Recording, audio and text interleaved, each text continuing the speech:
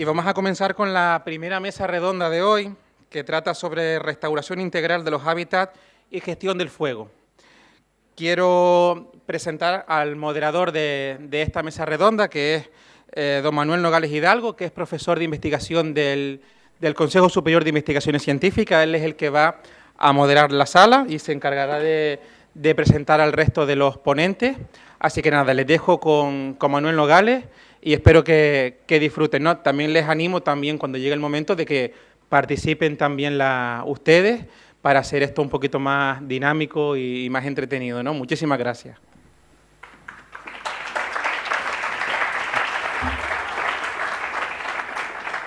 Bueno, pues nada, buenas tardes. En principio me gustaría agradecer a los organizadores, ¿de acuerdo?, el marrón en el cual me han metido, ¿de acuerdo? Vamos a intentar, es una mesa complicada porque hay mucho tema, vamos a intentar ir rápidos y vamos a tener que ser muy disciplinados, ¿de acuerdo? O sea que eso es importante que lo tengamos en cuenta. En la mesa tenemos a Pedro Martínez, ¿de acuerdo?, que le conocerán seguramente de la gestión de los últimos incendios de Tenerife.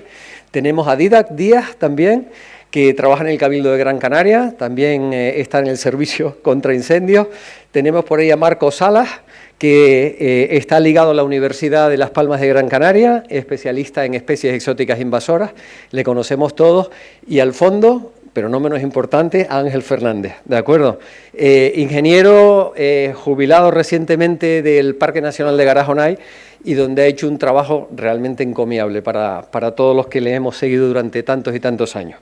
Bueno, hoy me gustaría, sobre todo también, vamos a tener que hacer un poquito de material y métodos que se los voy a comentar, a ver cómo vamos a funcionar, ¿de acuerdo? Miren, en primer lugar, vamos a tener una estructura de mesa redonda, bueno, la mesa no es redonda, pero bueno, de mesa en tres bloques. Una fase de preincendio, que es la prevención, una fase del incendio, la gestión, y una fase de postincendio de manejo de los hábitats. Generalmente vamos a emplear unos 20 minutos en cada bloque, o sea que vamos a tener que ser muy estrictos con el tiempo. Y también va a haber cierta flexibilidad, pero muy poca, minuto arriba, minuto abajo. Van a haber, les pido por favor, intervenciones cortas y altamente solidarias, ¿de acuerdo? O sea que hay que intervenir de una manera corta, directa y al grano de las cosas. Luego, primero va a haber un actor principal de la mesa, según los tópicos que vamos a tratar para cada cuestión, y luego el resto de la mesa pueden comentar ese tópico, ¿de acuerdo? Si están de acuerdo, si no, pues en fin, las cuestiones que estimen oportunas. Y al final, el público va a tener 3 minutos de cada uno de esos 3 bloques para hacer preguntas, ¿de acuerdo? O sea que eso más o menos va a ser un poco la dinámica que vamos a seguir.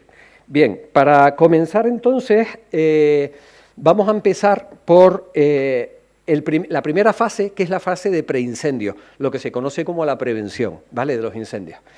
La primera cuestión es el uso de las quemas prescritas. Dida, ya sabes para quién va la pregunta, ¿vale? El fuego no es un elemento frecuente ni natural en los ecosistemas de Canarias y la paleoecología confirma su presencia ligada al ser humano.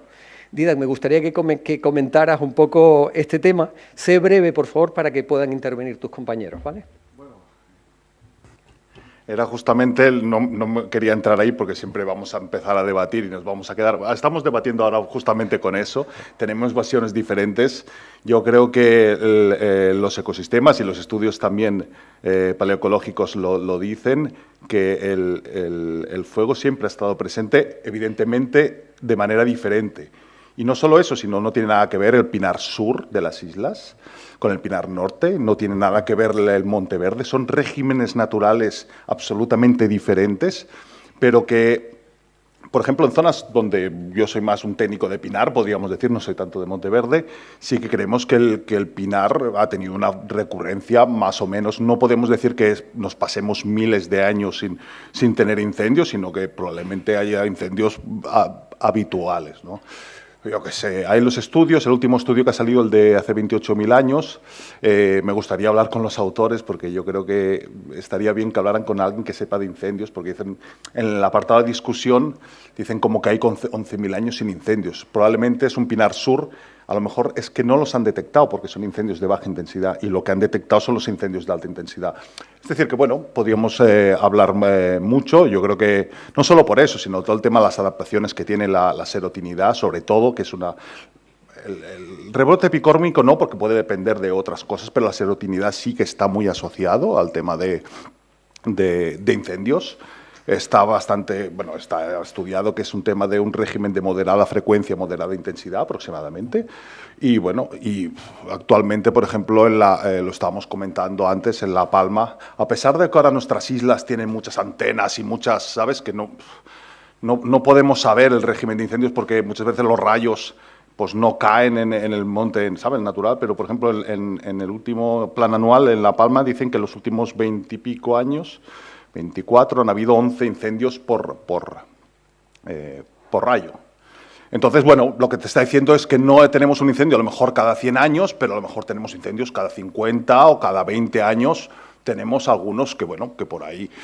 No sé, a ver, la cuestión es que es muy interesante saber cuál era el régimen natural de incendios, los diferentes regímenes naturales de incendios, porque la evolución, el estudio de hace 28.000 años se ve como Arucas pasó de Monteverde a Pinar y ahora está en Termófilo, el régimen de incendios puede ir variado.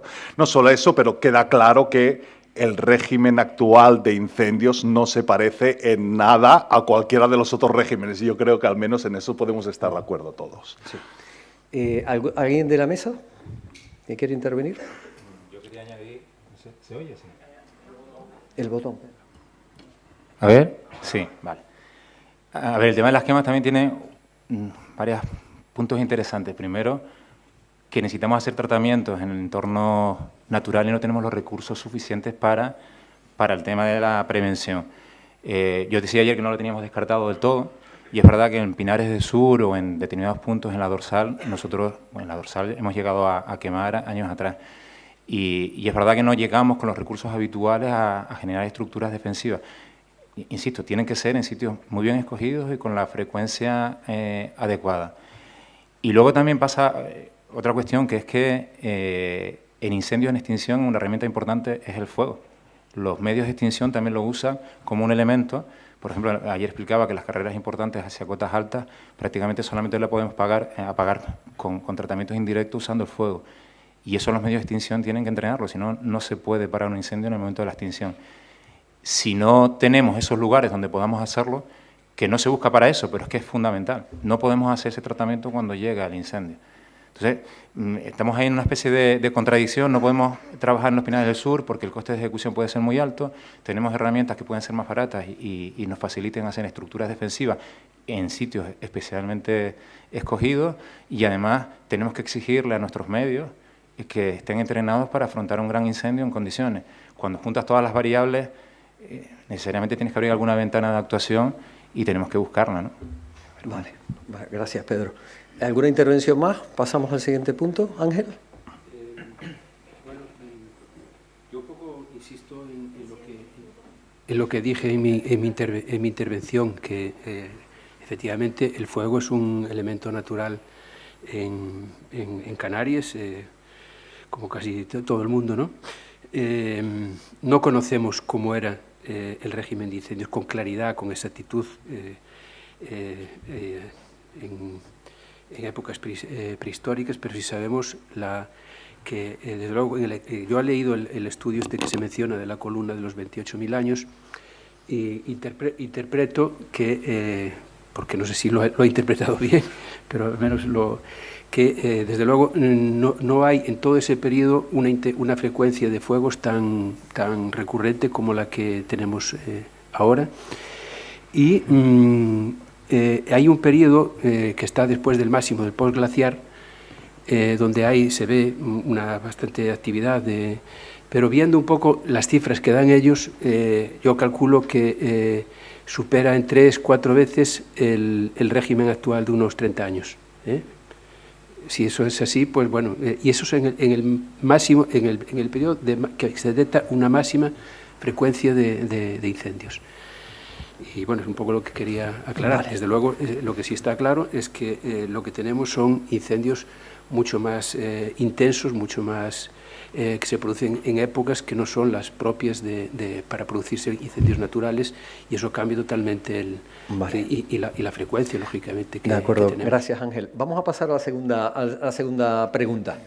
Bueno, la segunda cuestión. El uso de la aplicación de la silvicultura preventiva y la utilización del ganado, Ángel. Esa va para ti. Yo conozco fundamentalmente lo que se puede hacer en las zonas de laurisilva. Bueno, estamos así, o sea, teníamos hasta ahora la idea de que la laurisilva es poco proclive al fuego, pero realmente en el escenario actual, aparte de las condiciones de cambio climático, lo que tenemos es una colonización reciente. Hay que tener en cuenta de que la laurisilva o Monteverde en general, en los años, cuando se hizo el primer inventario forestal nacional, a principios de los años 70, ocupaban 18.000 hectáreas y ahora ocupan 30 y pico mil hectáreas. Esto significa que ha habido una recolonización muy grande de zonas abandonadas con formaciones pues muy jóvenes, y realmente en una fase de gran pobreza, porque están los primocolonizadores, Brezo, Falla, poco más, formaciones muy cerradas y muy proclives al fuego. Y esto, además, con el peligro de que rodean a las formaciones de laurisilva, lo poco que queda de zonas de laurisilva madura, y que, bueno, son vamos a decir, una vegetación que nos puede conducir perfectamente grandes incendios, cosa que no ocurría hace décadas, a las zonas mejor conservadas, ¿no? Entonces, bueno, este problema hay que abordarlo, porque yo desde luego me puedo temer perfectamente. Ya se nos quemó en Garajonay el 20% del parque hace unos años, en algo que yo lo temía que iba a venir. Y lo que nos queda en la parte sur, zonas de las Creces y demás, toda esa zona, en cualquier momento, tal como está el Falla el Brezal, en zonas de particulares fuera del parque, eso necesita gestión y necesita que podamos, digamos, tengamos un colchón donde el incendio baje y podamos actuar y salvarlo. Yo creo que la gestión se va a tener que hacer. Y puede hacerse además, en este caso, con intervenciones bastante suaves, porque el problema de la silvicultura preventiva depende de cómo se hagan las cosas. Hay otra cuestión, que es la cuestión Corto, Ángel, porque si no, no damos tiempo, ¿vale? En el caso de lo que se habla de los mosaicos, ¿no? Bueno, trataremos los mosaicos ahora. Ahora vienen, ¿vale? En el caso del pinar, pues, bueno, si vamos a hablar de los mosaicos, entonces ya lo dejo para más antes. Desde luego, está claro que también en el caso del pinar se pueden hacer reducciones de la densidad de la estructura, y digamos que no esté tan apretado. Eso es algo que se puede hacer, pero el problema está en las enormes extensiones y la gran complejidad que supone eso en el territorio. Y entonces yo creo que habría que tener una priorización en las zonas claves y tener ese tipo de actuaciones muy bien determinadas en el territorio. Gracias, Ángel. Disculpa que vayamos un poco a piñón. Bueno, ¿alguien de la mesa que quiera comentar? Silvicultura, quemas prescritas. Yo soy más partidario de silvicultura toda la vida, pero bueno, las quemas prescritas para ciertas zonas a lo mejor pueden ser interesantes, no digo que no. Pero yo las restringiría bastante, porque veo que ¿qué hacemos con esos hábitats naturales? ¿Dónde lo llevamos? Vale, bajamos el combustible, pero ¿y dónde van naturalmente esos hábitats? Tenemos que lograr bosques autodinámicos, o sea, que ellos mismos se mantengan en un contexto además de cambio climático, ¿no? O sea, que ahí es donde yo estoy viendo el dilema más que nada. Y creo que disminuir la densidad es fundamental, forestal. Se hicieron en los años 50 hasta los años 80, era producción maderera, 1000 pinos por hectárea, no estaba pensado para hacer una restauración medioambiental y ahora tenemos que invertir un montón de dinero. Además, en esa época, esa segunda fase estaba prevista y nunca se hizo, ¿de acuerdo? Y la estamos sufriendo ahora. O sea que lo que está haciendo, por ejemplo, aquí el Cabildo de Tenerife y también el Cabildo de Gran Canaria en algunas zonas, pues yo creo que pues hay que quitar pinos. Es que la densidad es horrorosa y cuando se mete un incendio de altísima intensidad está fuera de control, fuera completamente. O sea, esa es mi opinión, ¿no?, particular. Bueno, yo creo que sí, Didac. No, ¿querías comentar un poco. Sí. Bajo el escenario que nos vienen de grandes incendios, realmente todas las herramientas que podamos utilizar van a ser pocas. Es decir, el escenario que nos viene de grandes incendios, encima con más de cambio climático, que se ha estudiado bastante, ¿no? En relación con el fuego, con el cambio de estructuras forestales, el cambio de ecosistemas, es muy potente. Es decir, que si aplicamos todas las herramientas al máximo de lo que podamos hacer, que ahora es muy poco, aún así no vamos a llegar. Por ejemplo, a nivel de tratamientos de selvícolas, estamos ejecutando en Gran Canaria unos 200 hectáreas al año. 200 hectáreas. Un incendio nos quema en 5 días 18.000 hectáreas. O sea que cuando a veces estamos preguntando quién es el que gestiona medio ambiente, si es la Consejería de Medio Ambiente, los grandes incendios forestales, a nivel de superficie queda clarísimo. Y esto va a ir a más. Entonces, la cuestión es intentar buscar todas las herramientas y utilizar cada herramienta, que es muy característica es decir, son muy diferentes todas, para saber en qué sitios lo aplicamos y en qué no. Evidentemente no vamos a hacer una gestión en todo el territorio, evidentemente. Lo que vamos a intentar es ver las zonas estratégicas y ahí actuar. Vale, gracias, Didac. Pasamos al tercer punto. Pedro, este te toca a ti, ¿vale? La gestión de los incendios en las ventanas temporales más adversas durante julio y agosto, generalmente con el 30-30-30, ¿de acuerdo? Desde temperatura, humedad relativa y viento. El modelo aplicado por el Cabildo de Tenerife, vigilancia intensiva en los montes, Cabildo de Tenerife, UME, Guardia Civil, etcétera. ¿Nos puedes comentar un poquito? Porque yo creo que ha sido una gran medida, bajo mi punto de vista, que se ha instaurado ahora durante este mandato del Cabildo de Tenerife, y yo creo que puede ser un buen modelo para exportar al resto del archipiélago. ¿Qué opinas? A ver, en las islas tenemos un problema cuando se produce un incendio, que es que no tenemos posibilidad de colaboración de otras comunidades autónomas. Tenemos que ayudarnos entre islas con operativos bastante ajustados a las necesidades de la isla en sí. Cuando tienes un incendio en Cuenca, cito mucho Cuenca porque mi familia era de allí, enseguida puedes tener ayuda de las comunidades. En el incendio del 23 se ofrecían compañeros de Península para venir a extinguir, pero claro, te vienen sin equipo y tienes un ejercicio de logística que no te sirven realmente. Entonces, el planteamiento de partida es decir, oye, los medios que tengamos aquí, todos los recursos que haya en las islas, que estén distribuidos, sea de la administración que sea, deberían formar parte de evitar el problema de los incendios. Con ese planteamiento se trabaja con todas las administraciones, desde ayuntamientos, o como has visto también, como has nombrado, hasta el Ejército de Tierra, ¿no?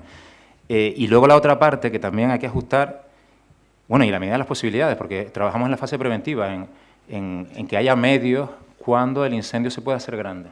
Sí. Y luego la otra parte es ajustarnos eso, a las medidas meteorológicas. Esto es como un Barça-Madrid. Cuando hay un Barça-Madrid no sale la policía cuando empiezan a pegarse los ciudadanos. Se establece un dispositivo antes de que se peguen.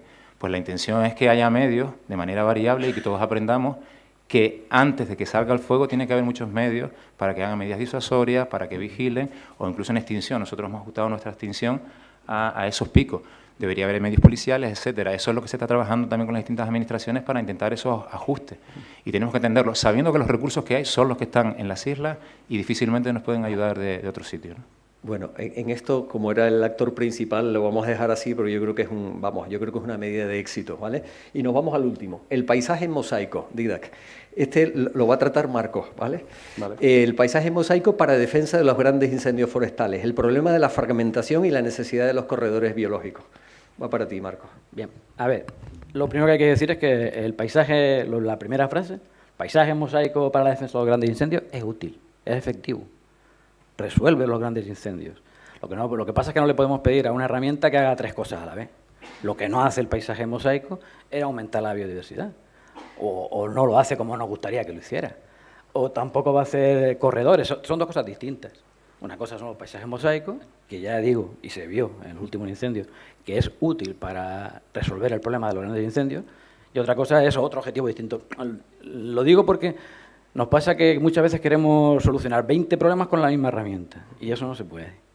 Y también otro problema que tenemos muchas veces es que parece que estemos gestionando ecosistemas maduros y bonitos. No, estamos gestionando plantaciones de pino, duras y puras, con un pino cada metro.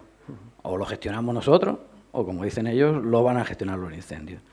Hay muchas herramientas, se están intentando, se hacen, pero bueno, yo creo que en el caso que nos atañe de los paisajes mosaicos, la respuesta es: el paisaje mosaico defiende efectivamente contra los grandes incendios.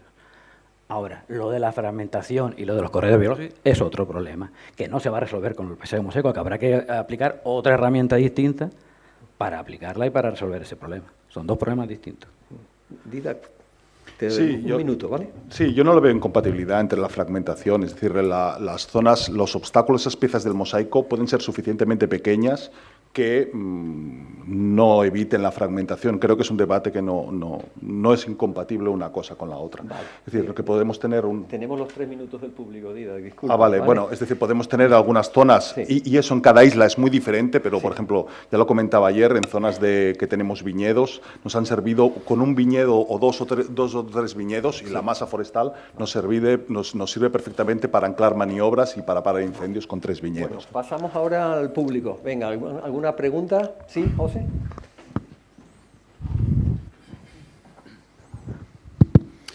¿Las quemas prescritas obedecen a una estrategia de gestión del monte o una situación de emergencia creciente? Lo comento, una introducción rápida, porque parques nacionales históricos, como por ejemplo Yellowstone, que intentaron preservar la naturaleza intocada, incluso cuando habían incendios, pues se dejaban que los fuegos ardieran porque fuera parte del sistema, han cambiado en los últimos años a otra política. Y esto no puede ser porque los incendios ya están siendo como están siendo y están ya abordando también las quemas prescritas. O sea, que lo entiendo como en respuesta a una situación de emergencia. Por eso la pregunta, ¿es una estrategia de gestión que se asume porque forma parte del sistema o se está abordando como estamos en emergencia? No sé, no he entendido muy bien el tema. A ver, el tema de las quemas prescritas. Si no tuviéramos los problemas que tenemos de cambio climático, ¿harían quemas prescritas? Sí, porque los grandes incendios no son debidos exclusivamente al tema del cambio climático. El cambio climático los agrava, evidentemente, pero no es un problema de grandes incendios. Sí, pero antes de los grandes incendios, la estadística, que yo la he estado trabajando un tiempo, decía claramente que cada vez hay más conatos, pero cada vez se queman menos superficies. Si quitan los extremos, esa es la estadística clara. Obviamente obedece a que hay más acciones de prevención y es una estrategia positiva. Más acciones de prevención está controlando la situación. Lo que pasa es que ahora vienen los grandes incendios, eso ya no descuadra la estadística, por eso... Es que es un debate muy complejo, no sé si vale entrar. Realmente no tenemos un problema de incendios, tenemos un problema de grandes incendios, que tienen un nombre muy parecido, pero son completamente diferentes, y por eso nos estamos confundiendo. Todas las políticas que estamos haciendo para prevención de incendios van muy bien para prevenir incendios, pero a lo mejor no van tan bien para prevenir los grandes incendios. Por ejemplo, todas las políticas que están muy bien, lo digo que está muy bien, que lo que hagan es, por ejemplo, evitar más igniciones, perfecto, o que nos ayuden los militares al tema de que haya menos igniciones, o que seamos mucho más efectivos en apagando incendios. El régimen de incendios hay la recurrencia y la intensidad, que son inversamente proporcionales. Si tú disminuyes la recurrencia de incendios, esas igniciones, se te acumula el combustible.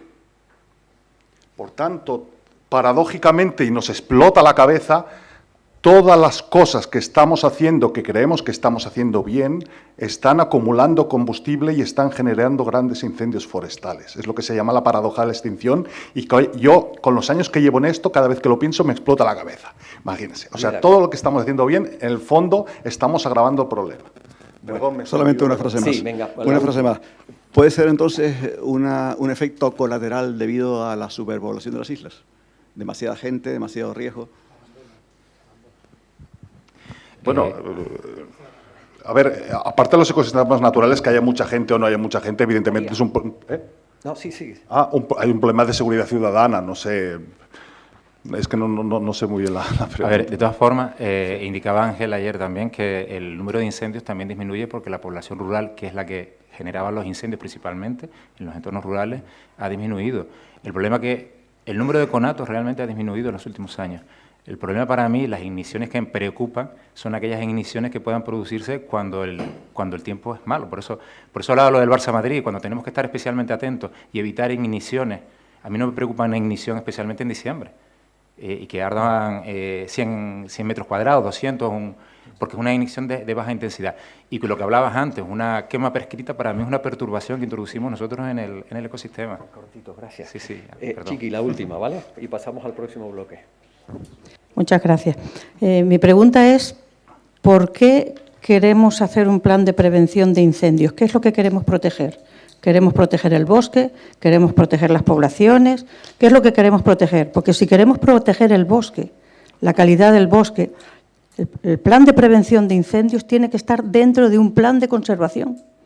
Y yo no veo aquí el plan de conservación por ningún lado.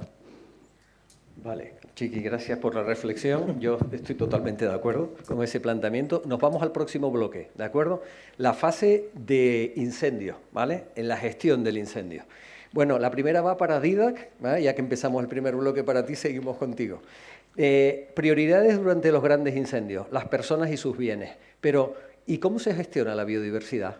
Posible uso de la herramienta del Biota de Canarias, que es una herramienta, para mi gusto, que necesita implementarse, pero que es muy buena y muy útil. José Esquivel, es uno de tus grandes logros para toda nuestra comunidad, ¿de acuerdo? Y ¿por qué no tener un equipo perfectamente con todas las capas de información del Biota Canarias cuando se afronta un incendio de grandes dimensiones? Ese es mi planteamiento. ¿Qué piensas? Lo estaba hablando antes con Marcos, que sería muy importante también tener más conocimiento sobre el tema de la pirocología de las especies, porque nosotros podemos asumir que los incendios o los grandes incendios o el fuego tiene un efecto absolutamente negativo para todas las especies o todos los ecosistemas, pero puede ser que no. Es decir, que si nosotros empezamos a tener cada vez mayor conocimiento en eso, no tiene por qué ser negativo. Sabemos que hay muchas especies que resisten muy bien el fuego, hay especies que se ven favorecidas por el tema del fuego, hay algunas especies que... Esto es un poco una visión, no tan estática, sino más dinámica que podríamos pensar, por ejemplo, yo hablo del pinar, que el pinar es un bosque cerrado, siempre ha sido un bosque cerrado, pero si ese bosque cerrado durante millones de años ha sufrido perturbaciones como incendios o como otras cosas, o otras perturbaciones, lo que se genera es unos claros que permiten que haya unas especies que si no existieran ese tipo de perturbaciones no podrían existir. Entonces no vemos que sea un equilibrio estático, sino es un equilibrio dinámico y que ciertos tipos de incendio con ciertos regímenes y ciertas intensidades pueden favorecer a ciertas especies y ciertos ecosistemas. Ya, la cuestión iba más que nada si se tiene en cuenta la gestión de la biodiversidad durante los grandes incendios. Por ahí va el tema. Yo sé que se tiene que dar prioridad a las personas y a sus bienes, eso está clarísimo, pero no veo, o sea, por ejemplo, en el último gran incendio que tuvimos aquí en Tenerife, estuve en contacto con Miguel Ángel Morcuende, con las bases del Biota, ¿de acuerdo? Diciendo, tienes una especie amenazada aquí tienes una población al límite y en contacto con la gente de biodiversidad. Yo creo que es una herramienta tremendamente potente, además que no la tiene prácticamente ningún lugar del mundo. O sea, en Canarias yo creo que somos muy afortunados teniendo, y es una herramienta que yo creo que para el futuro, si le queremos dar un salto al nivel de las extinciones, creo que hay que tenerla en cuenta. Es mi opinión. Ingenieros y biólogos y quien haga falta, porque los grandes incendios son, bueno, ustedes lo conocen perfectamente, no tengo que decírselo, pero son eventos realmente destructivos. Vale, vamos a ir al segundo punto, vamos adelantando un poquito, ¿vale? Este caso yo creo que más o menos lo tenemos todos claros. Hay un viejo paradigma forestal, este va para Ángel y para Marcos, ¿vale? Un viejo paradigma forestal que dice, ¿de verdad necesitan los pinares canarios quemarse regularmente en el tiempo? ¿Y la pérdida de la biodiversidad? ¿Y el debilitamiento de los grandes pinos semilleros en un contexto de cambio climático como el actual? Empiezan quien quiera, Ángel o... Vamos a ver. Si yo supiera esto, me daban el Nobel. Vamos a ver. Lo que necesita no el pinar, porque nos centramos en el pinar, pero yo creo que casi todas las comunidades lo necesitan, es perturbaciones. Los ecosistemas no son estáticos y hay especies que necesitan de esas perturbaciones, que se caiga un árbol grande, para ir una hija ahí arriba en las Mercedes, que pase algo. Si no pasa nada, aquello empieza, digamos, que a homogenizarse e incluso las propias poblaciones de especies se verían relegadas. Las perturbaciones a las que se estarían sometidas estas comunidades hipotéticas serían perturbaciones naturales. una tormenta del 15, un pequeño incendio, no sé cuál es porque no sabemos cuál es el régimen de fuego en Canarias, así que lo primero es que no sabemos.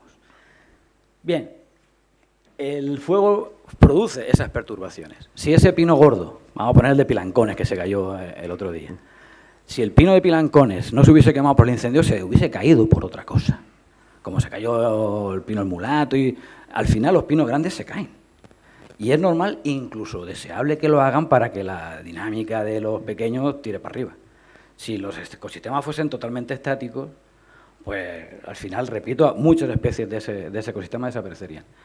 ¿Cada cuánto la perturbación? No lo sé, ni creo que lo sepa hoy en día nadie. ¿Qué tipo de perturbaciones? Tampoco lo sé. A ver, estamos intentando gestionar con muy poca información. Con muy poca información.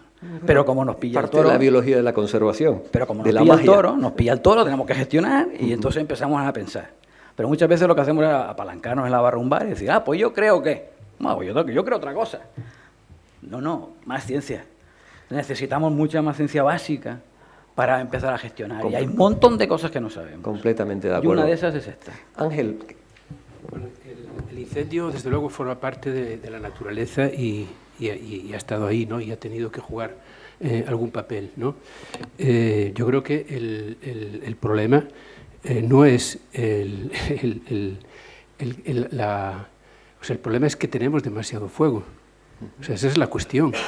O sea, que el papel que haya tenido, pues bueno, bien, seguro que sí que puede haber determinadas especies que...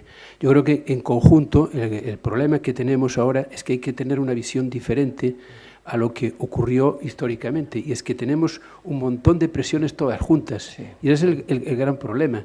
O sea, muchas especies, efectivamente, Didac, puede favorecerse pero sí, con un incendio, eso es indiscutible, si se mueve, pero el problema es que tenemos los conejos, tenemos toda esa presión encima, y entonces especies que normalmente, en el caso, por ejemplo, del matorral de Cumbres, pues no hubiera sido un problema para nada si no tuviéramos conejos, pues regeneraría perfectamente el Spartocitisus y los demás, pero el problema es que tenemos toda la carga de problemas encima, entonces no se puede ver el incendio de una forma aislada, y yo creo que esto creo que estamos todos de acuerdo, es que lo que tenemos ahora encima es un problemón con todas las presiones que hay, antrópicas, incluido este régimen de fuegos alterado. Ese es el asunto. Más que nada, este planteamiento lo presentaba porque yo creo que las zonas, sobre todo los pinares, que es donde más fuegos tenemos, más fuegos recurrentes tenemos, creo que las zonas antiguas de pinares hay que intentar salvaguardarlas. Totalmente. Porque estamos en un contexto de cambio climático severo. Y los grandes pinos semilleros, yo creo que intentarlos salvar sería interesante siempre que fuera posible, lógicamente, porque entendemos que ese problema hay. Por ejemplo, Tamadaba, que lo conozco bien, desde el último incendio, está recuperándose lentísimamente. Los andenes de todos los andenes de Tamadaba que dan para el andén verde y todo eso, vamos, la parte alta, ¿no? Más bien Barranco Oscuro y todo eso que dan para Gaete, le están tardando en recuperarse la traca. Entonces, eso es un nuevo aprendizaje que lo tenemos ahí y que yo creo que en los grandes incendios, dejarse quemar Tamadaba para mí fue un craso error, porque era perfectamente controlable en aquel momento. Se dejó quemar, yo hablé con la gente, dije, bueno, tampoco es un pinar, se va a recuperar, pero yo creo que en contexto de cambio climático, yo creo que ahora mismo hay que ser súper estrictos también con esos reservorios de biodiversidad que tenemos. Sí, me decías... sí, ¿no? Es que hablando de los pinos padres, y con lo que decía Ángel, es que no solamente son los incendios, son un montón de ingredientes que hay que sumar en la ecuación. En la zona sur de la isla, que no ha llovido, el ecosistema de pinar ya ha sufrido bastante, consecuencia posiblemente del cambio climático. Esos pinos padres están debilitados. Entonces, cualquier perturbación, por pequeña que sea, le genera ya la mortalidad. Y algunos de esos pinares que se quemaron sufrieron ensayos de resinación hace un siglo. Y tienen algún tajo de resinación que luego lo que hace es abrirse con los incendios y acaban muertos, ¿no? Algunos de los pinos padres que nos encontramos.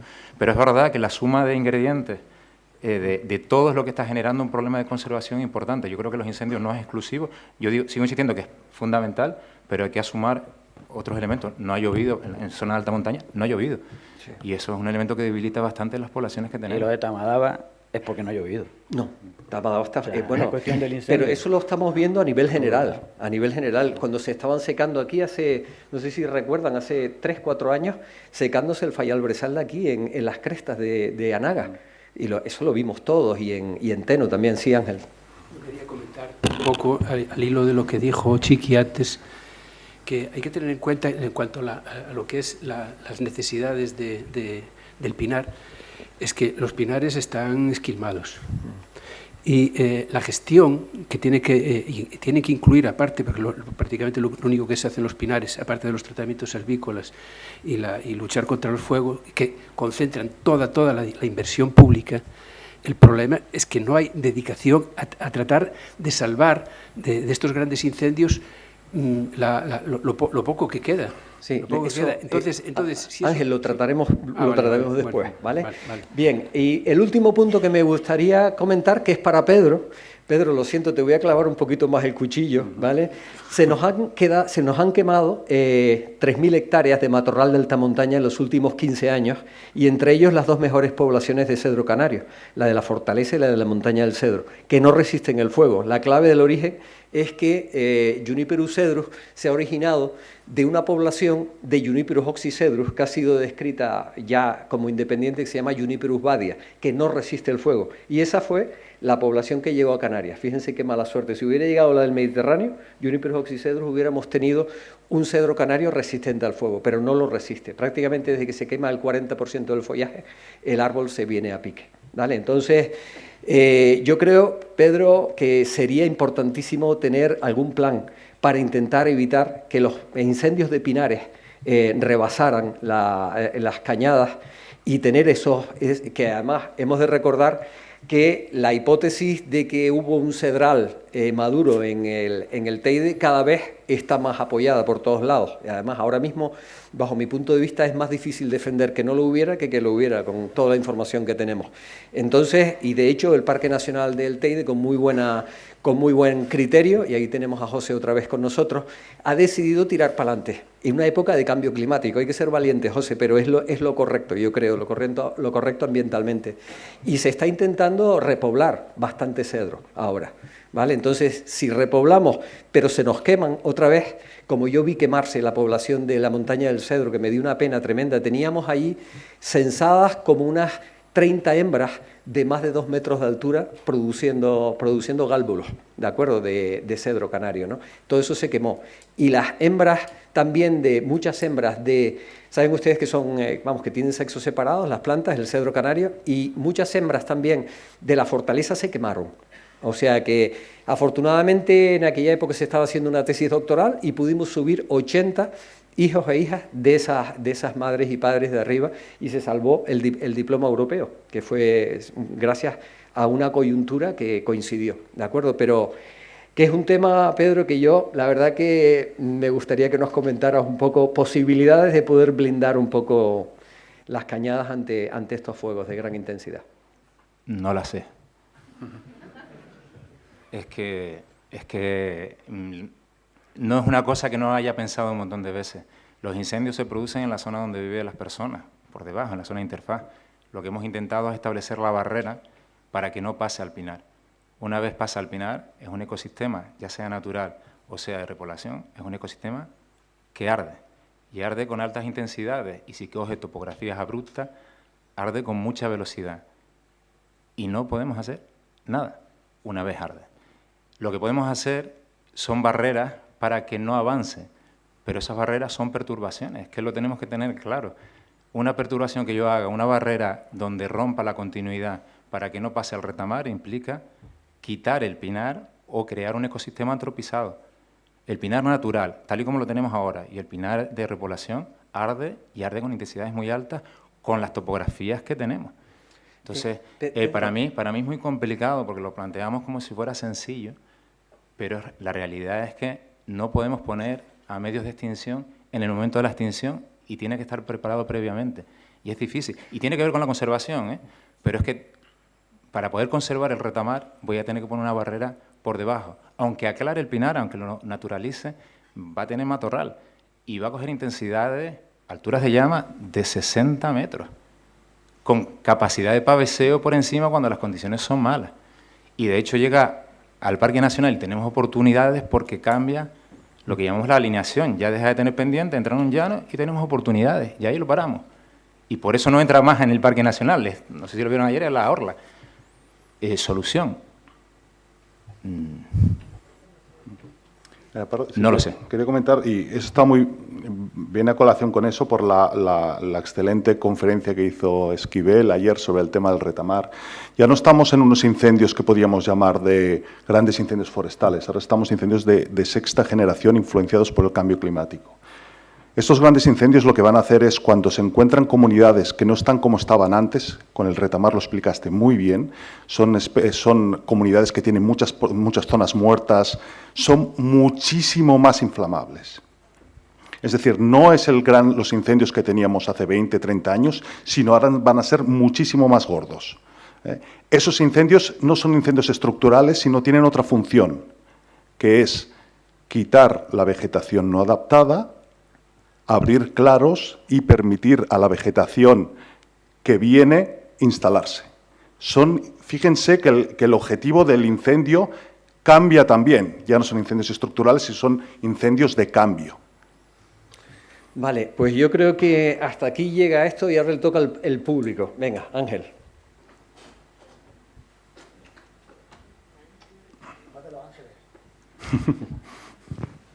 Bueno, yo estoy viendo el último punto y los cedros también están en el pinar intercalados. En La Palma no están solamente en las partes altas. Y los cedros más grandes, los que tienen centenares de años, están en las partes altas, 1800, 1900, 2000 metros, y no se pueden aislar, no se puede hacer un cortafuego. Yo intenté hacerlo alrededor de unos retamones en su momento, pero dejé el mantillo. No me sirvió de nada, las plantas murieron. O sea que no puedes salvar lo que está en mitad de una comunidad que es bastante inflamable. Bueno, quizás lo que sí se podría hacer es hacer un planteamiento de corredores donde posiblemente el fuego se pueda introducir y hacer algún tipo de intervención, se me ocurre. ¿Lo ves factible? ¿Estás hablando de quemas prescritas? No. No sé. De intervención de selvicultura, bajar intensidades o de densidades de vegetación. Ver, las claras que hemos ido haciendo reducen intensidad, pero ya les digo, cuando llegan pendientes fuertes, en pinares aclarados arden también bien, porque son capaces de desplazarse y de participar toda la llama. Desde que tengas una pendiente muy fuerte, todo arde a la vez. En llanos sí funcionan bien las claras, si tienes un cierto control del matorral, si ese matorral arde. No todas las especies que salen en el sotobosque arden con la misma intensidad. Entonces, es verdad que se pueden hacer determinadas actuaciones, pero si bien algunas en Monteverde, cuando naturalizamos el Monteverde, sí tiene una actuación buena contra los incendios, las medidas que tomamos en el Pinar Canario no siempre tienen una respuesta adecuada o no se mantienen en el tiempo. Hay que mantenerlas artificialmente, lo cual supone un coste económico importante. Por eso hablaba de los recursos inicialmente. A veces necesitamos buscar recursos diferentes para que esa reducción de carga se mantenga. Vale, ¿más cuestiones del público? A ver, sí, simplemente quería matizar que en los últimos años sí que hemos mejorado mucho la colaboración interadministrativa de la que hablábamos esta mañana, y sí que hemos puesto desde el Servicio de Biodiversidad en comunicación al Centro de Mando Avanzado de las poblaciones de especies amenazadas que estaban un poco cerca del perímetro del incendio. Nos han dado acceso al cuadro de mandos y le hemos mandado la información, no ya de la cuadrícula de 500 por 500 de biota, que para estos casos es demasiado amplia, sino con los núcleos y los polígonos de los núcleos y de dónde están los ejemplares con una precisión exacta. Otra cosa es que ya después ellos en el operativo de incendios lo puedan tener en cuenta o no en base a las prioridades. Pero sí que desde hace varios años esa colaboración existe y se pone en conocimiento del operativo. Perfecto. Pues nada, yo creo que tenemos... ¿Cómo vamos de tiempo, María, para falta? Vamos bien, sí. Adelante. Sí. En los años 90, después del incendio de La Esperanza, se invirtieron en Tenerife hasta ahora, se restauraron como miles de hectáreas, 2.000 o 3.000 hectáreas, intentando cambiar el modelo combustible, o sea, la estructura de la vegetación a que fuera más resistente al fuego, tanto en Pinar como en Monteverde, todo se ha quemado. Entonces hablábamos de grandes incendios, porque el incendio de Esperanza fue un gran incendio, pero no nos imaginábamos lo que venía, que es que los incendios de ahora no es que sean grandes, que son imposibles, ¿no? Entonces, igual que se perdió toda esa restauración, se perdieron los cedros, se perdieron las retamas. Tú antes decías, se dejó quemar Tamadaba. No creo que se dejara quemar Tamadaba, es que no se podía apagar Tamadaba. Tamadaba sí se podía apagar.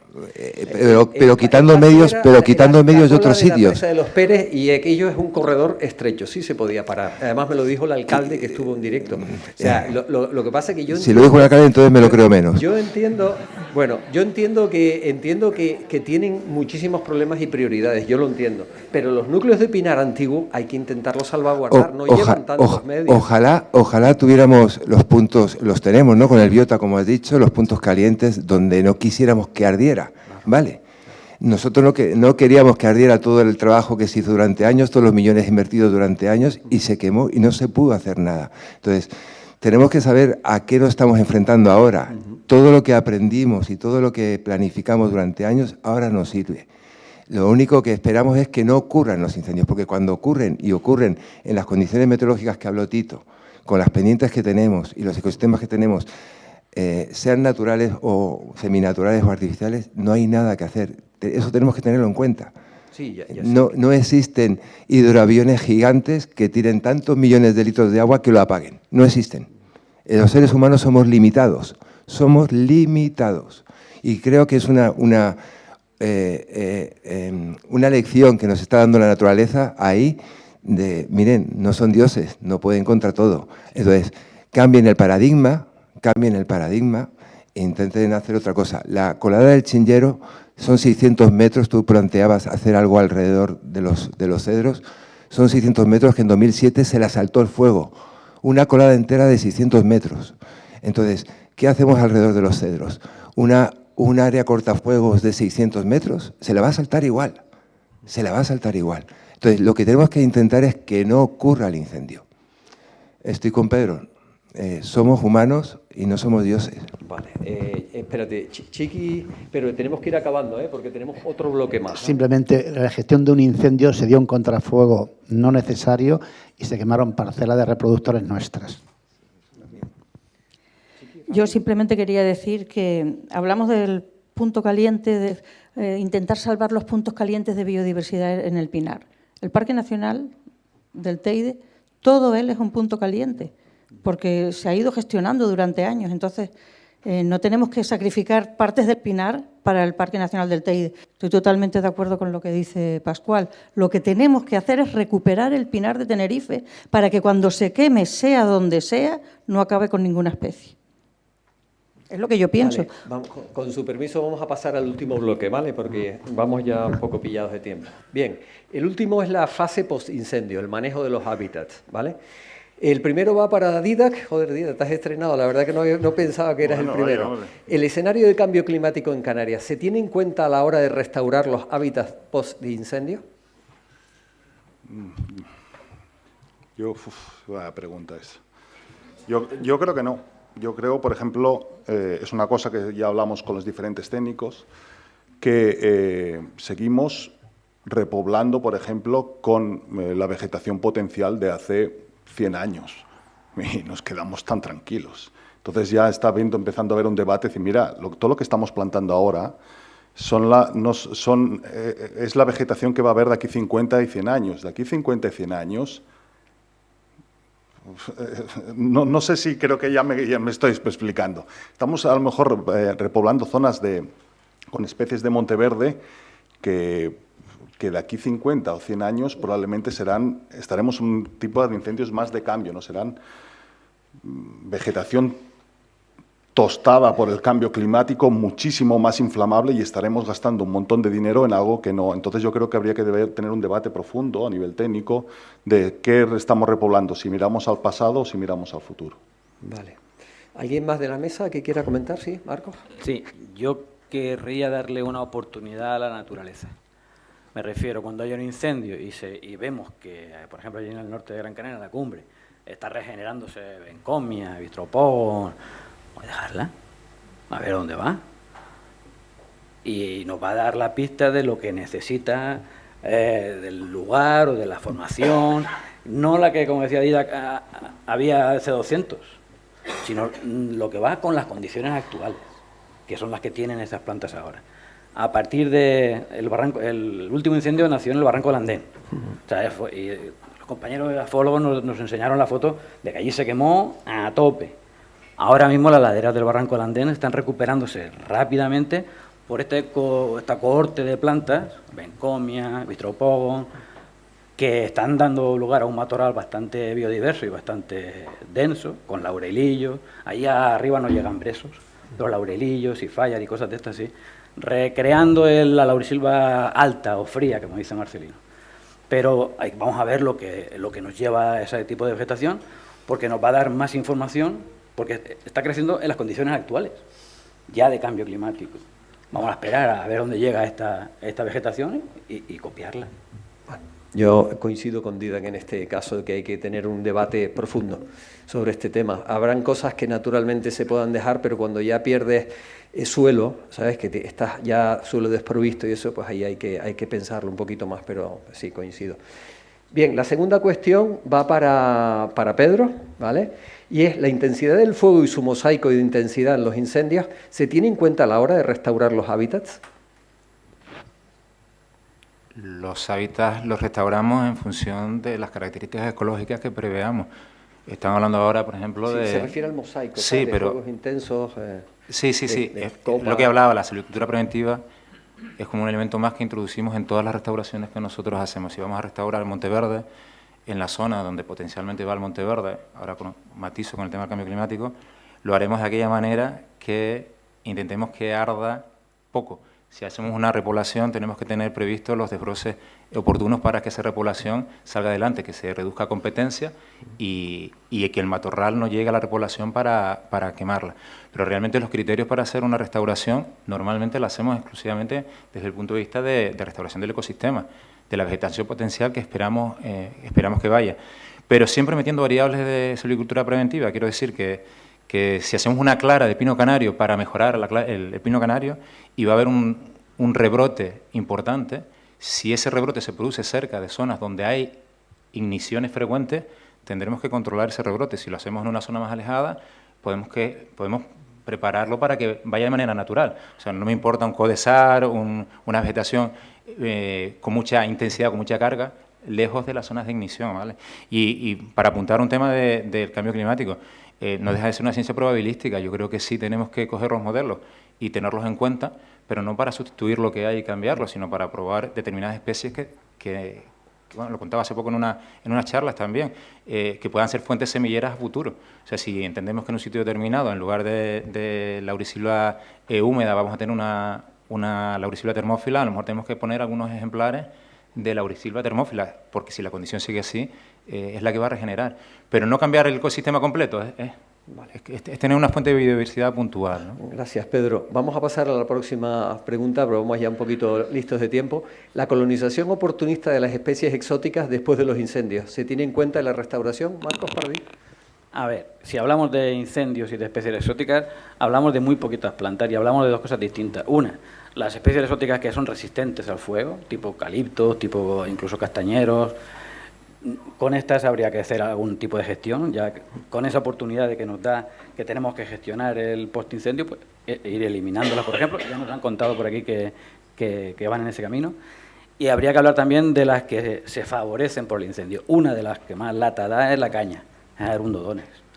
Y que yo sepa, se han hecho un trabajo de erradicación de Arundodones después del incendio de 2007, se hizo bastante allí en Gran Canaria, pero no sé hasta qué punto se está haciendo esa restauración o esa eliminación y erradicación de Arundodones, que yo creo que es la planta que más daño puede causar a partir de un incendio. De acuerdo. Sí, sobre todo porque están en los barrancos y son zonas delicadas muchas veces de paso incluso de fuegos, ¿no? Por ahí. Vale, nos saltamos ahora, vamos a Pedro y a Didac, ¿vale? La próxima, es la penúltima ya. ¿Son las administraciones públicas conscientes de que hay que tener previsto un fondo específico para la restauración en los hábitats post-incendios? ¿Necesidades paralelas de un seguimiento científico? Cualquiera de los dos, quien quiera. Yo creo que a mí me gustaría gestionar sin incendio, antes de incendio. Quiero decir, estamos hablando de un fondo para la gestión posterior de un incendio. Yo creo que lo que deberíamos tener es garantizar unos fondos adecuados para previamente del incendio. O sea, si tenemos la inversión, después de un gran incendio siempre hay un montón de inversión, hay fondos que te permiten tanto actuar como hacer estudios, pero no los tenemos antes o no los tenía normalmente. Lo digo si están previstos o no, porque lo desconozco. Lo que está previsto, lo que acaba de salir, que ha sido un poco polémico, es el fondo del céntimo forestal. O sea, realmente una financiación exclusiva, directa, que va de un punto a otro. El resto de financiación depende de las capacidades de las distintas administraciones. Vale. Entonces, y los fondos europeos. Pero realmente, yo lo que sí digo, que tenemos un presupuesto ordinario de las administraciones que es limitado para muchas actuaciones. Pascual hablaba, el pino canario se han tratado 2.000 hectáreas de 10.000 en casi 20 y pico años. Es muy poquito. Y en cambio tenemos una cantidad importante después de un incendio, porque es una emergencia. Yo lo que diría es que para mí es más importante garantizarlo antes y de manera continua. Yo creo que el camino se hace mejor. Vale, pero bueno, va a haber siempre incendios, Pedro, desgraciadamente, y más en este contexto de cambio climático. Yo creo que no sería una mala idea tener una buena bolsa prevista, ¿sabes? Pero mira, comentaba con Pascual que los tratamientos sobre pino radiata se nos frenaron por la restauración del 2007 y el pino radiata nos llegó al incendio 2023 y nos provocó problemas. Los grandes incendios nos generan muchos problemas, pero si conseguimos acelerar los procesos de restauración que tenemos, posiblemente esos problemas sean menores. Y para eso es necesario tener los recursos suficientes. Vale. No después del incendio, antes del incendio. Didac. Sí, comparto igualmente, es infinitamente más económico invertir en verde que no invertir en negro.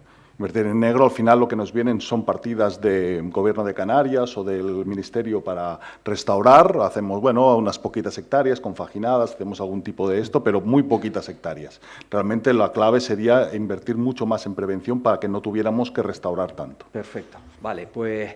Y la última pregunta va para Ángel, ¿vale? ¿Cuál es el ratio de inversión, Ángel, en prevención de incendios frente a la inversión en conservación de los hábitats y la biodiversidad? Bueno, siempre está, perdona que lo voy a cambiar un poco el planteamiento. Sí. Siempre nos quejamos de que hay mucho gasto en lo que es los gastos en la extinción, ¿no? En los medios contra incendios y poca inversión en prevención. Bueno, esto es cierto. En cuanto a la conservación, bueno, pues se queda mucho más abajo, salvo en los dineros que llegan, yo digo, para callar las voces. Cuando después de los incendios pues llega normalmente un chorro de dinero para actuar justamente después, para paliar teóricamente el impacto del incendio. Eso es el dinero realmente que se está gastando, porque en lo que es una estrategia de conservación a largo plazo de esas zonas quemadas no se suele hacer gasto. Pero esto es muy importante, el hacer una gestión a largo plazo, mucho más que esa inversión que se hace ahora localizada y que muchas veces yo tengo bastante crítica con lo que se hace, porque, por ejemplo, una práctica muy habitual en el caso de la laurisilva, por ejemplo, es cortar los árboles porque se supone que van a crecer mejor bueno, pues eso depende, ¿no? Nosotros no hemos visto que los árboles rebroten mejor porque se quemen, porque se corten respecto a que se dejen los árboles. Y además tienen una serie de papeles muy importantes como perchas y en fin, muchas cosas, ¿no? Y carbono almacenado y muchas cosas más. Vale. Gracias, Ángel. Yo creo que más o menos coincido contigo. Yo creo que efectivamente hay una inversión importante en incendios, como tiene que ser, pero yo creo que habría que aumentar bastante, bajo mi punto de vista, la inversión en conservación, que creo que es donde está el problema. Bueno, tenemos 3 minutos, ¿vale? Vamos a ver, José, venga, el primero, venga, joder, no voy a cumplir el horario ni de coña, pero bueno, venga. Bueno, rápido, un mensaje de esperanza con lo del cambio climático. No he expresado bien, lo que estamos viendo en Canadá en los últimos 3 años se sale de la curva por abajo, las cosas tienen que mejorar, con seguridad. No es que van a seguir empeorando, yo digo que estamos ya al nivel 2100, pero eso no significa que vamos empeorando. Tenemos 3 años extremos, como nunca, que se sale la curva por abajo. Las cosas tienen que cambiar en lo que se refiere a las precipitaciones, que ya dije yo, que no tiene una tendencia significativa estadísticamente. Seguramente veremos en algún momento el fin de este ciclo que tenemos ahora y las cosas cambiarán. Obviamente las temperaturas siguen subiendo, no quiere decir que vayan a ir a mejor, que vayan a estar bien, pero sí mejor de lo que están ahora. Y en cuanto al Teide, 2 cuestiones. El Teide tiene un espacio privilegiado, está rodeado de corona forestal. Tiene un tampón alrededor que otros parques no tienen. Y claro, cuando se montan los incendios de corona forestal, bastante esfuerzo que se hace por pararlos allí, que si no tuviéramos eso, pues las cosas serían diferentes. Nosotros, una estrategia que tenemos hablado desde mucho tiempo en conservación del parque es intentar potenciar las acciones de recuperación en la zona centro del área norte, ¿no? Precisamente lo más alejado posible de la zona esa de transición, que también se hace allí, ¿no? Pero, por ejemplo, los cedros, que los perdimos en esa zona de transición, ahora estamos potenciando los cedros en la zona norte. Aquella también, pero también porque no podemos tener toda la apuesta a una zona tan sensible, ¿no? Bueno, también hay estrategias de conservación que pueden intentar ser realistas con la situación que estamos viviendo, ¿no? Muy bien. Había pedido, vamos a ver, por ahí detrás, disculpe. Sí. ¿Yo? ¿Soy yo? Sí. Vale, gracias. No, mira, yo no venía a hablar, sino venía a escuchar de cabras. No sé si había una pregunta que era sobre ganado, pero nadie ha comentado nada. Y nada, viendo el otro día un cartel que ponía en Tegueste más pastoreo, menos postureo, y Pedro lo pude escuchar hace 2 días en otras jornadas, sí que habló de algún proyecto pionero. Si alguien de la mesa podría hablar de un tema poco conflictivo como las cabras, yo lo agradecería. Corto, por favor. Sí, Ángel. Bueno, yo soy de la opinión de que... ¿Sí? ¿Se oye? ¿Se oye? Ahora sí. Sobre el tema de la utilización del ganado, yo estoy de acuerdo en que no podemos prescindir de las distintas herramientas posibles, ¿no? Y el ganado puede ser una herramienta. La cuestión para mí no es... estamos utilizando todas las herramientas que han servido para la destrucción, sea el hacha, la motosierra, en fin, todo lo estamos utilizando en conservación. Y yo no excluyo la utilización ni de quemas controladas, ni de o sea, yo creo que esto hay que ver cómo utilizar esas herramientas, ¿no? Porque la utilización, por ejemplo, de una herramienta como es herramientas manuales o motosierras, los desbroces, son muy caros. El ganado lo hace de forma mucho más barata. Si quemas controladas, una cosa intermedia. Todo tiene... pero el carácter selectivo de cada una de ellas es diferente. Y el ganado es de las menos selectivas. Entonces, la cuestión está en dónde utilizamos, cómo y cuándo. El ganado, desde luego, si lo que estamos hablando es de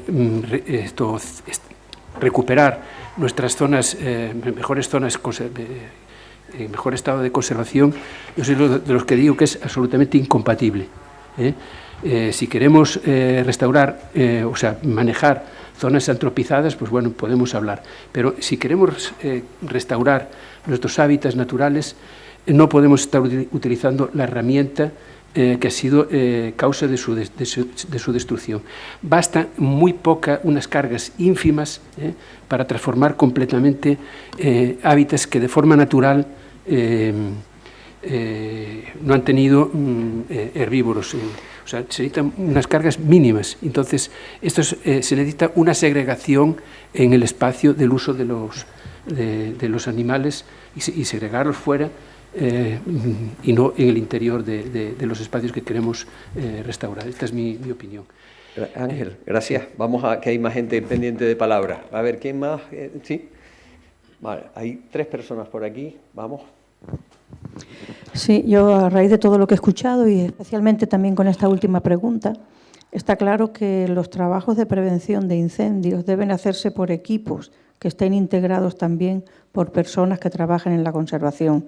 Deben de integrar toda la documentación que hay. Aquí ha habido documentaciones muy variadas, incluso desde filogenéticas, climáticas y, por supuesto, de conservación. O sea, la conservación, como bien han dicho, no sé si lo dijo Pedro o Ángel, que los trabajos posincendio está bien, pero hay que trabajar para largo plazo. Y trabajar para largo plazo es empezar antes del incendio. Y eso es lo que hay que hacer. Y trabajar para la conservación con los que trabajan para la prevención. Lo digo al revés, porque el objetivo de los espacios naturales protegidos es la conservación de la biodiversidad. Entonces, planifiquemos para la conservación, integrando en esos equipos a la gente que trabaja en prevención de incendios. Trabajemos juntos. Bien, Chiqui. Bien, Ángel, para ti. Bueno, yo me voy a referir a la primera de las ideas que has puesto ahí. Si la restauración de los hábitats post-incendios se hace en un escenario de cambio climático, nosotros lo que estamos tratando es que los incendios que por desgracia aparecen sean una oportunidad para aumentar la diversidad. Estamos tratando de incluir las especies que ahí potencialmente podían ir para que sirvan, digamos, dentro de un tiempo como árboles reproductores o matorrales reproductores que incrementen el banco de semillas. El incendio del 23, que hubo también otro en La Palma, estamos haciendo eso en la parte de, en colaboración con el Cabildo, en la parte alta de Punta Gorda y la parte alta de Tijerafe. Vale, Paco. Bueno, también en relación al tema de tener en cuenta el escenario de cambio climático para restaurar hábitats post-incendio, yo creo que toda esta jornada ha sido prácticamente, o sea, se ha tenido en cuenta el escenario de cambio climático para plantearse la restauración de los hábitats. En relación a los hábitats, a las restauraciones de hábitats que se están ejecutando, que en principio no son tantas, la mayor parte de ellas, o todas prácticamente, están utilizando una combinación de especies de distintos requerimientos ambientales, con lo cual a los efectos, como no tenemos definido cuál es el escenario final, estamos abriendo todas las posibilidades. Creo que se está teniendo en cuenta. Y de hecho la situación que se está dando en medianías de Gran Canaria de una restauración natural del Monte Verde también nos está indicando algo. Si hay acumulación de productividad primaria neta en forma de Monte Verde, pues a lo mejor va a haber cambios evidentemente, pero a priori de momento no van a ser tan diferentes a lo que tenemos ahora y a lo que podemos tener en cabeza, ¿no? Vale, gracias Paco. Yo creo que aquí vamos a terminar, ¿de acuerdo? Con 8 minutos de retraso, lo siento, pero es que hemos tratado muchas cosas. Darles las gracias a las 4 personas de la mesa. Les aprecio a todos, ¿de acuerdo? No tengo nada en contra de nadie. Creo que hemos hecho un buen ejercicio de ponernos enfrente, pues, muchos profesionales para intentar mejorar. Yo he aprendido muchísimo, espero que yo creo que todos aquí pues hemos compartido y bueno, yo creo que hemos triunfado estando todos juntos aquí. Chiqui, gracias, y a todo el equipo, ¿vale? Porque no es fácil juntarnos a todos para poner puntos de vista que a veces son distantes, pero todos queremos lo mismo.